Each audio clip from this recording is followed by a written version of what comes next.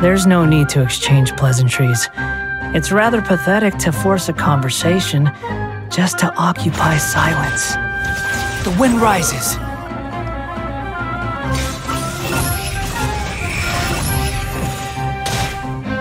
Bow your head!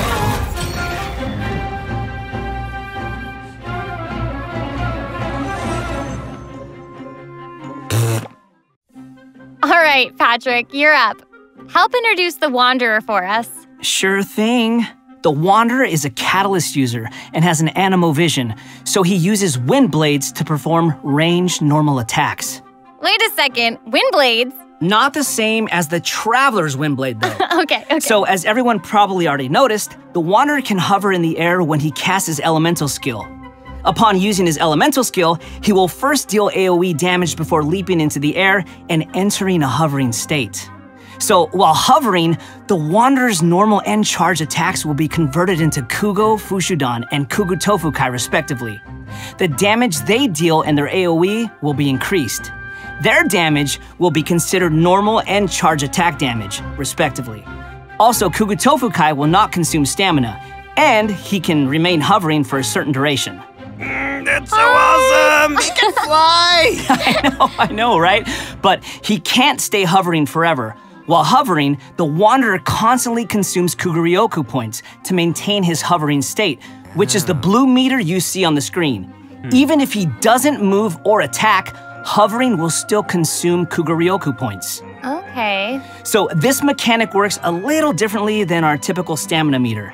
There are many possible actions the Wanderer can perform while hovering in the air, which all rely on Kuguryoku points rather than stamina. So, for example, sprinting mid-air will consume additional Kuguryoku points to accelerate mid-air, and holding the sprint button will cause persistent point consumption to maintain speed.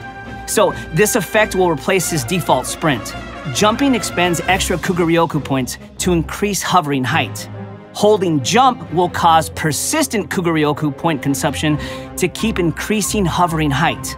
Of course, running out of points will end his hovering state. Oh, okay, so travelers will need to plan their actions while hovering. Exactly. So with his talent, Jade Claim Flower, when casting his elemental skill, if it contacts Hydro, Pyro, Cryo, or Electro, that instance of the skill will receive a corresponding buff effect depending on which element was contacted.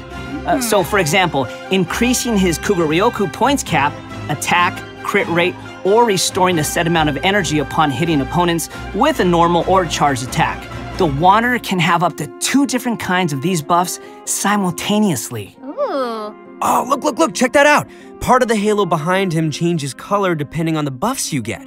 So travelers will be able to easily understand what effects the Wanderer currently has. I like that. It's helpful and still looks really cool. Yeah. So after unlocking another talent, Gales of Reverie, when the Wanderer is in the hovering state, if his normal or charged attack hits an enemy, there is a set chance to gain another buff effect, allowing him to sprint midair without consuming Kuguryoku points.